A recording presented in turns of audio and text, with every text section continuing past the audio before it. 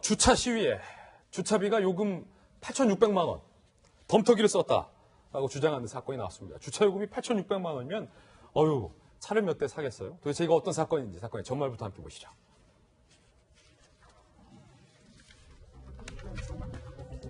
불량 신차를 환불해달라 주차 시위를 했던 분이 계셨어요.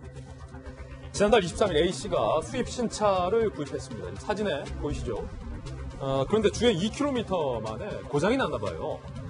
엔진, 브레이크, 경고등이 한꺼번에 켜지고 핸들도 잘 안 들어가고 보니까지 뜨끈뜨끈, 타는 냄새도 나고 여러 가지 증상이 있었다는 거예요. 1차 수리를 받았는데 지난달 25일 같은 문제가 또 발생. A씨가 결국에 환불을 요청합니다.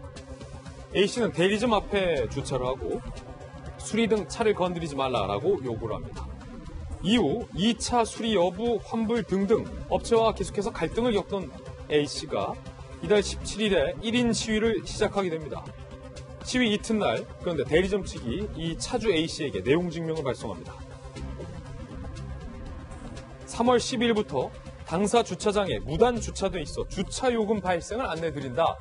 하루 최소 273만 원, 그러니까 한 달을 주차했으니까 8,600만 원을 주차비로 내야 한다. 이런 입장을, 내용 증명을 보낸 거예요. 업체 측은 규정상 환불이 불가하다 2차 수리를 권했지만 소비자가 환불만 원한다. 주차요금은 계속 시위를 진행한다면 요금이 발생할 수 있다는 점을 알린 것이다. 라고 이야기를 했습니다. 네, 팀장님. 네. 지금 한번 주차 시위 사진도 한번 저희가 준비를 해서 볼 텐데 워낙 유명한 차고 비싼 차. 이 미국산 수입차입니다. 이제 이걸 사실은 마음 먹고 사가지고 2km 정도를 운전을 했는데 많은 분들이 이제 운전을 해보시면 알겠지만은 가장 중요한 게 뭐예요?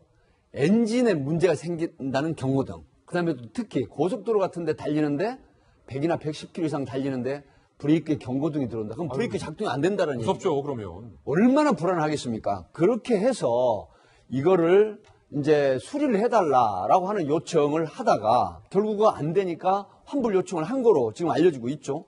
그럼에도 불구하고 이게 뭐예요? 자, 한번 제가 깜짝 놀랐어요. 10분에 5,000원. 예. 근데 1시간 있다 5분 지나면서 5,000원이고요. 2시간 이후로 추가 5분마다 10,000원씩 주차요금. 자, 주차장법이라는 게 있습니다. 아, 그래요? 아무나 주차장을 개설해서 돈을 받는 게 아니에요. 자, 기계식 주차장, 노예, 노상 주차장, 실내 주차장 다 이게 규정이 있습니다.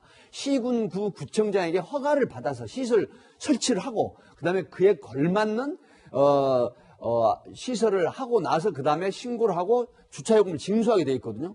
근데 누구 마음대로 한 달에 8,600만 원의 주차요금을 징수하겠다고 으름장 겁박을 줍니까? 아무나 주차할 수 없다. 안 되는 게 이건 법적으로 안 되는 거예요. 시군구, 구청장의 허가를 득하고 신고를 해야 됩니다. 예. 적합한 시설 기준을 하고 그럼에도 불구하고 이런 소비자의 어떤 불만 사항으로 치부를 해버리는 이런 형태가 과연 이 수입산 자동차 회사의 할 일인지 적반하장도 유분수다. 저는 이렇게 말씀드립니다. 아, 그러니까 이 주차 요금을 징수를 하고 싶어도 아무나 징수를 할 수가 없다는 거군요. 네. 주차장법이 있군요. 그러면 주차장법이라는 게 존재를 합니다. 그럼 이분 같은 경우는 8,600만 원 주차비를 소위 걱정 안 해도 된다. 걱정 안 해도 되죠. 이게 지금 법으로 규정되어 있는 주차 요금을 또 징수를 해야 되지.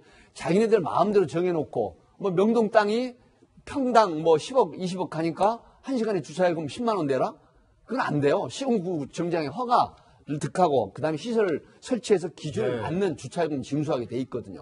저는 까마득하게 몰랐던 또 새로운 사실을 알았는데 변호원 변호사님, 한편 올해 초에 적용된 자동차 관리법 개정안에 따르면 신차 구매 1년 이내 이렇게 엔진 경고등이 켜지는 중요한 하자가 발생했을 시 교환 환불을 요청할 수 있게끔 전 돼 있다라고 들었는데 이 경우는 적용이 안 되는 겁니까? 그러니까 일명 레몬법이라고 하는데, 예. 근데 이제 차량의 수리에 대한, 그러니까 하자에 대한 문제가 좀 발생을 합니다. 차량을 유지할 수 없는 중대한 하자가 1년에 2차례 이상 발생했을 경우에는 그 법이 적용될 수가 있는데, 문제는 중대한 하자가 어느 정도인지에 대해서 규정을 해놓지 않았거든요. 그러다 보니까 수입차 업체에서는 이건 중대한 하자가 아니고 우리가 충분히 수리할 수 있는 것이고, 이렇게 건들면 충분히 수리가 된다. 중대한 하자가 아니다. 차량의 결함도 아니고 단순히 결함일 뿐이니까 이거는 그 환불 대상이 아니다라고 얘기하게 되면 더 이상 제재 수단이 없다라는 게 문제입니다.